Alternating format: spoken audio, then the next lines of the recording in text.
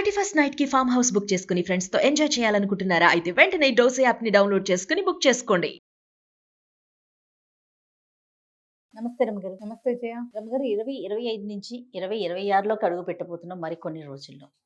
ఈ సంవత్సరం గురించి మనం ఒక్కొక్క విషయాన్ని చూసుకుంటే ఆరోగ్యం కానీ, లేకపోతే వ్యవసాయ పరంగా ఎలా ఉంది, విద్యార్థులకు ఎలా ఉంది, ఇలా రకరకాల విషయాలు మాట్లాడుకుంటాం కదా. మనం ముఖ్యంగా మానవ సంబంధాల గురించి మాట్లాడుకోవాలి. అందులో భార్యాభర్తల సంబంధాలు 2025లో చాలా ఇష్యూస్ని చూసామండి. అంటే కొత్త విషయాలు నాకైతే రివర్స్ని చూసాం. మీకు నేను అనగానే ఐడియా వచ్చేసి ఉంటుంది. ఎందుకు అట్లా ఎక్కువ జరిగాయి మనము మెన్షన్ చేయట్లేదా, మెన్షన్ చేస్తున్నారా, తక్కువ జరిగే వాటిని ఎందుకు హైలైట్ చేస్తున్నారా అంటే అసలు అవి జరగకూడదు కాబట్టి, అదే విమెన్ అలా తిరగబడకూడదు కాబట్టి, అలా చెయ్యకూడదు కాబట్టి, ఎవరు చేయకూడదు, మన సంస్కృతి అస్సలు కాదు కదండి. అంటే ఆడవాళ్ళు చేయకూడదు, మగవాళ్ళు చేయొచ్చు, అది కూడా అసలు ఎవ్వరూ చేయకూడదు. ఇది వినము, కానీ 2025లో చాలా విన్నాం రమ్మగారు. ఇలాంటివి చంపేయటం, నానా రకాలు విన్నాము. వీటితో పాటు విడిపోయే సంఖ్య కూడా బాగా పెరిగింది ఈ ఏడాది, చాలా ఎక్కువ. అవునండి. అంటే ఇక్కడ పెద్దవాళ్ళు చిన్నవాళ్ళు తేడా లేకుండా మిడిల్ క్లాస్ వాళ్ళు, లోవర్ మిడిల్ క్లాస్ వాళ్ళు, హై క్లాసు, మరీ సఫిస్టికేటెడ్ సొసైటీస్, వాటిల్లో కూడా రోడ్ల మీదకి వచ్చేసారు. వాళ్ళ సంగతులు వాళ్ళ ఇంట్లోవి వాళ్ళు రహస్యంగా పెట్టుకోవాల్సినవి ప్రపంచం మొత్తానికి తెలియజేసేసారు. ఆడ మగ కూడాను. అవును, ఆడవాళ్ళని లేదు, మగవాళ్ళు. ఇప్పుడు ఏమైందంటే సోషల్ మీడియా చాలా సులువైపోయింది. క్యాజువల్ గా మాట్లాడేస్తున్నారు. అదే ఇప్పుడు ఇలాంటి దాన్ని ప్రపంచానికి చూపించేస్తే దీన్ని స్ట్రైట్ ఫార్వర్డ్ అని, బోల్డ్ అని అలా తీసుకోవాలా, లేకపోతే దేనికి గోప్యత లేని పరిస్థితి వచ్చేసింది కదా. 100% ట్రూ. గోప్యత అనే పదాన్ని మర్చిపోయాం మనం. ఇప్పుడు మరీ ఈ సంవత్సరం చాలా పాపం వాళ్ళు ఎలాంటి దెబ్బలు తిని, ఎంత బాధపడి, ఎంత హింస అనుభవించి కాదనట్లా ఏదో ఉంది, అవన్నీ ఉన్నాయి.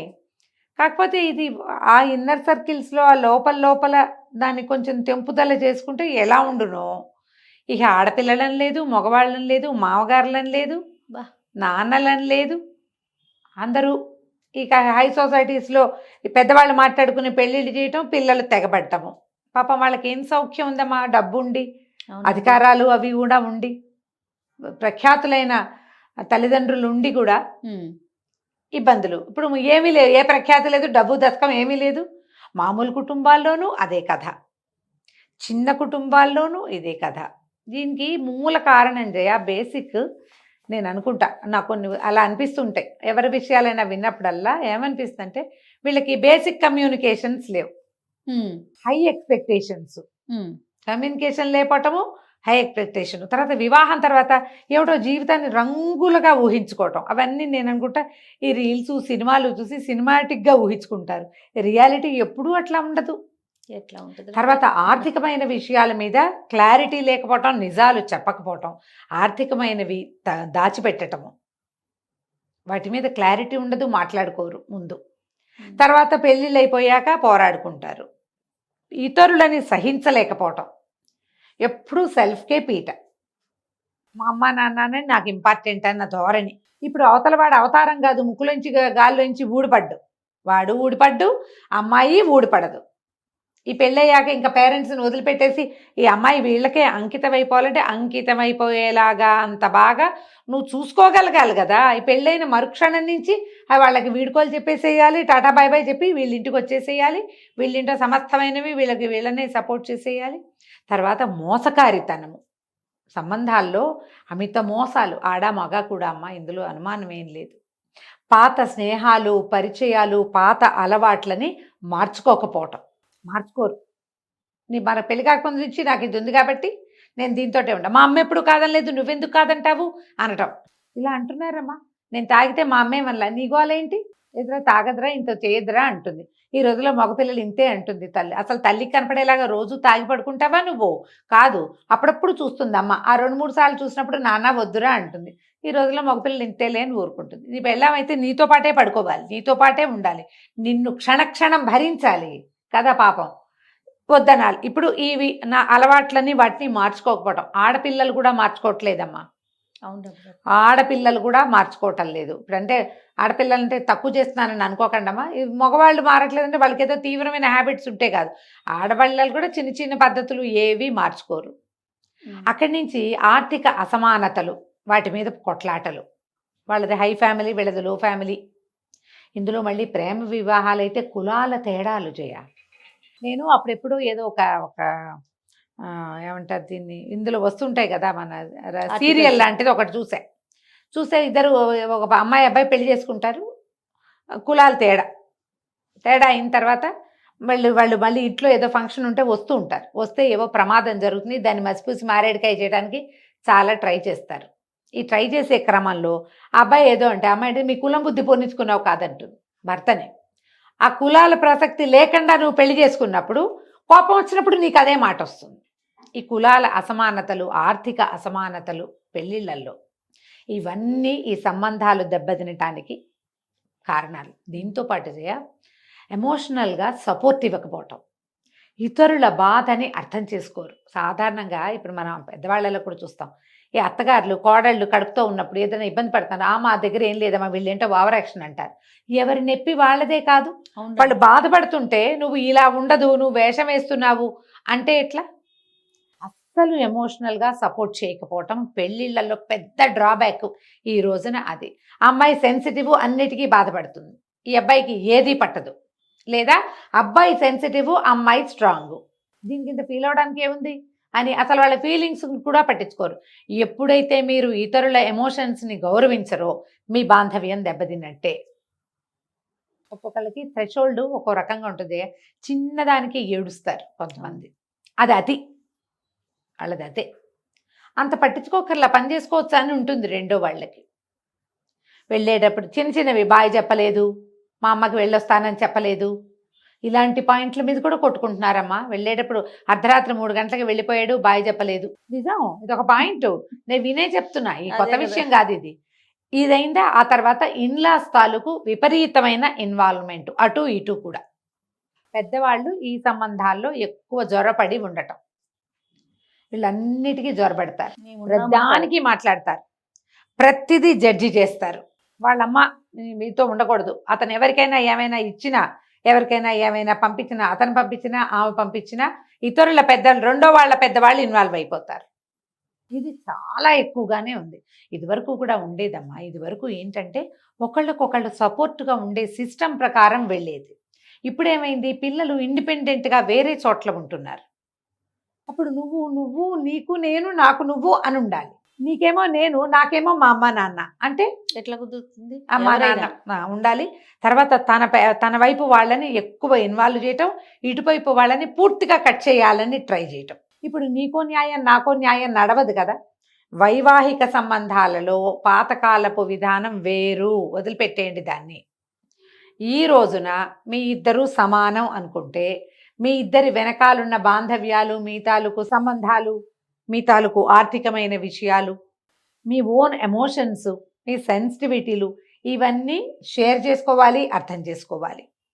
నేను షేర్ చేసుకోను, షేర్ చేసినా అర్థం చేసుకోను, అర్థం చేసుకున్నా నేను దాన్ని గౌరవించను, నలుగురు ముందు చులకనగా మాట్లాడతాను. ఇలాంటివి ఎప్పటికీ కుదురుకోవు. ఇవి లాంగ్ రన్లో చాలా ఇబ్బంది పెడతాయి. ఇది వరకటి కాలంలో ఇలా ఆడవాళ్ళని ఎమోషన్స్ని పట్టించుకోకపోయినా కూడా వాళ్ళు స్ట్రాంగ్గా ఉండి ఆ ఏడుపు కొట్టు ఆడవాళ్ళని విడిగా వదిలిపెట్టేసిన పెళ్ళిళ్ళు తెగేవి కాదమ్మా. ఆడవాళ్ళకి పారిపోయేందుకు చారా ఉండేది కాదు. ఆడపిల్లలకి ఆ పుట్టిళ్లలో వీళ్ళని తీసుకునేవాళ్ళు కాదు, వీళ్ళకి ఆర్థికమైన స్వేచ్ఛ ఉండేది కాదు. దాంతోపాటు సమాజంలో భయపడేవారు. ఒంటరిగా ఉండడానికి, ఒంటరిగా వెళ్ళడానికి, విడిగా వెళ్ళిపోవటానికి అవకాశాలు లేక, సమాజం హర్షించదన్న భయంతో, లేదా పేరెంట్స్ సపోర్ట్ చేయలేరన్న భావంతో చచ్చినట్టు వేరే దారి లేక ఆడవాళ్ళు పరువు పోతుందేమోనని మగవాళ్ళు సర్దుకుని బతికేవాళ్ళు. ఇదివరకు ఒక 30-25 ఏళ్ల క్రితం దాకా. ఒక 20 ఏళ్ల నుంచి సమాజం మారింది. ఇటీవల మారిన సమాజం ఏంటంటే, నువ్వు అన్న వెళ్ళిపోతా, ఆ అన్న వదిలేస్తా, నువ్వు ఆ అన్న అనకపోయినా సరే ఇవి తెగిపోయేవి. ఈ కాడికి ఇంతంత పెళ్ళిళ్ళు చేసుకోవటం ఎందుకు, ఈ ఖర్చులు పెట్టుకోవటం ఎందుకు, ఇవన్నీ ఎందుకు? ఖర్చు పెట్టి పెళ్లి చేసుకుని, వాళ్ళంత ప్లానింగ్తో పెళ్లి చేసుకుని, నా పెళ్ళికి అలా కావాలి, నా పెళ్ళికి ఇలా కావాలి, నాకు బట్టలు ఇలా ఉండాలి, నాతో వాళ్ళు అలా ఉండాలి, గోరింటాకు పెట్టుకోవాలి, ఇక్కడి నుంచి ఇక్కడ దాకా పెట్టుకోవాలి, వీటన్నిటికీ ఇవన్నీ ఉన్నప్పుడు అడ్జస్ట్మెంటు అండర్స్టాండింగు, బిలీఫ్, నమ్మకం ఇలాంటివి కూడా ఉంచుకోవాలి. ఇవి ఉండటల ఇవన్నీ ఉంటాయి, మేకప్లు ఉంటాయి, డిజైన్లు ఉంటాయి, పెళ్లి మీద ఒక రకమైన అవగాహన ఏదో ఉంటుంది, అసలు లేకుండా ఉండదు, ఉంటుంది. పెళ్లి మీద మీకు ఏ అవగాహన ఉందో దానికి 100 రెట్లు డెవలప్ చేసుకుంటే కానీ ఈ సంబంధాలు నిలవ్వు. ఇప్పుడు ఏమవుతుంది, మనకున్న ఈ చిన్న అవగాహనతోటి పెళ్లికి దిగటము, దిగిన తర్వాత కమ్యూనికేట్ చేయము, వాళ్ళు ఏం చెప్తున్నారో మనం అర్థం చేసుకోం, మన డబ్బులు వ్యవహారాలు మధ్యలోకి వచ్చేస్తాయి, పెద్దవాళ్ళు వచ్చేస్తారు. అవునండి. ఇప్పుడు అసలు ఫ్రెండ్స్ సర్కిల్ ఎవడెవడో ప్రపంచంలో ఏమోలో ఉన్న వాళ్ళు కూడా మన పెళ్ళిళ్ళల్లో దూరిపోతున్నారు. దీంతో పాటు విపరీతమైన ఆడంబరాలు, ఎలాగో సినిమాటికి ఏమంటారు, పిక్చర్ పర్ఫెక్ట్గా ఉండాలన్న కోరిక. అస్సలు పిక్చర్ పర్ఫెక్ట్గా ఎవ్వరు ఉండరు. పర్ఫెక్షన్స్ ఎప్పుడు ఓన్లీ పిక్చర్స్లోనే ఉంటాయి అన్న ఒక్క అవగాహన లేదు. అది కనుక ఉంటే కుదురుతుంది. ఇన్ని రీల్స్ చూస్తుంటామా, నేను కూడా అనుకుంటా, వీళ్ళిల్లు ఎంత నీట్గా ఉందో, వీళ్ళిల్లు ఎంత బాగుందో, ఏమిటి మనం ఎప్పుడు చేయలేకపోతున్నాం, ఇంత వయసు వచ్చిన నాబోటి వాళ్ళకి అనిపిస్తే చిన్నపిల్లలకి అట్లా ఉండదమ్మా. దానికి కారణం పక్క వాళ్ళు అనిపిస్తుంది. విచిత్రంగా ఇప్పుడు మన ఇల్లు సరిగ్గా లేదు, మన జీవితం బాగుండలేదు అనిపిస్తే దీనికి నేనెంత కారణం అని ఉండదు. ఎప్పుడు వీడెవడో పక్కన ఉన్నవాడు ఏదో పక్కన ఉండదు, దీనివల్లే ఈ ఇల్లు ఇలా ఉంది, దీనివల్లే నా జీవితం, అంతేగాని నా వల్లే నా జీవితం ఇలా అఘోరించిందేమో అని చచ్చినా అనుకోలేము అసలు. ఈ ఆలోచన విధానం మారితే పెళ్ళిళ్ళు సక్సెస్ అవుతాయి. ఈ సంవత్సరం ఎక్కువగా అవడానికి కారణం నా వరకు నేనైతే అనుకుంటా, ఇలా వీళ్ళు ఇవన్నీ చూసుకుని అలా లేదు ఇలా లేదు అని తర్వాతే ఈ ఇతరత్ర స్నేహాలని బాగా మనం ప్రమోట్ చేస్తున్నాం అనిపిస్తుంది. నిజం, కరెక్ట్ కదా, చాలా వ్యాలిడ్ పాయింట్. ఎంతసేపు కుప్పలు తెప్పలుగా ఎంతమంది ఫాలోవర్స్ ఉన్నారు, ఎంతమందితో మనం టచ్లో ఉన్నాం, ఎంతమందితో మనం మాట్లాడదాం, ఎంతమంది మనల్ని లైక్ చేశారు, ఎంతసేపు ఎవరో ఒకళ్ళు మనల్ని లైక్ చేయాలన్న ధోరణి వచ్చేసింది. మొట్టమొదట ప్రతి వాళ్ళు 2 చేతులు గుండె మీద వేసుకుంది, అసలు నేను లైక్ చేసేందుకు ఎవరైనా యోగ్యంగా ఉన్నాను, నా లైకులు నాకు ఎన్ని పడతాయి, ఎవడో చెయ్యాలి. ఎప్పుడు ఎవడు వీడు చేయలేదని నువ్వు లైక్ చేయలేదు కాబట్టి అని పోట్లాడుతున్నారు మొగుళ్ళతోటి. ఏదో కొటేషన్ పెట్టి ఏదో ఫోటో పెట్టి ఏదో ఇడ్లీ తిన్నా, ఉప్మా చేశా, అందరు చేశారు లైక్, నువ్వు చేయలేదు, వాడెవడో నీకెందుకు లైక్ చేశాడు, అలాంటి వాటి మీద కూడా ఈ ప్రతిదీ పంచుకోవటం కూడా ఒక సమస్యే కాదా అమ్మా. మరి ప్రపంచంతో పంచుకోవటాలు తగ్గించి ఒకళ్ళతో ఒకళ్ళు పంచుకోవటం, వ్యక్తులతో భార్యాభర్తలు ఒకళ్ళతోటి ఒకళ్ళు గనక కొంత మాట్లాడుకుంటూ, కొంత ఏదో ఏ రాత్రి వేళో, ఏ మధ్యాహ్నమో, ఏ సాయంత్రమో, ఎప్పుడో ఒకప్పుడు కొంచెం సరిగ్గా మాట్లాడుకుని సరిగ్గా కమ్యూనికేట్ చేసి, ఆర్థికమైన వ్యవహారాలంటే వాళ్ళు ఒప్పుకోరండి, వాళ్ళు వినరు, వాళ్ళు అర్థం చేసుకోరు, ఉన్నాయి అవన్నీ ఉంటాయి, అర్థం చేసుకోరు, ఒప్పుకోరు, అసలు మీరు ట్రై చేయండి. కాలం మారింది, ఇదివరకట్లాగా లేదు. ఎలాగో మన బెదిరింపు ఉందనే ఉంది, నేను నీతో ఉండను అని చెప్పగలుగుతాం మనం. ఇప్పుడు వచ్చిందిగా అట్లా, పిల్లల దగ్గరికి వెళ్ళిపోతా అని చెప్పచ్చు పెద్దవాళ్ళైతే, పిల్లలైతే నా దారి నేను పోతా, నాకు ఉద్యోగం ఉంది అని చెప్పచ్చు. అర్థం చేసుకో, మన ఇద్దరం కలిసి ఉందాం. దీంట్లో ఆడవాళ్ళ స్నేహితుల్ని మగవాళ్ళ స్నేహితుల్ని ఇన్వాల్వ్ చేయకూడదు. ఫ్రెండ్స్ వచ్చేసరికల్లా ఏటికొకళ్ళు కోటికొకళ్ళు లాగుతారమ్మా.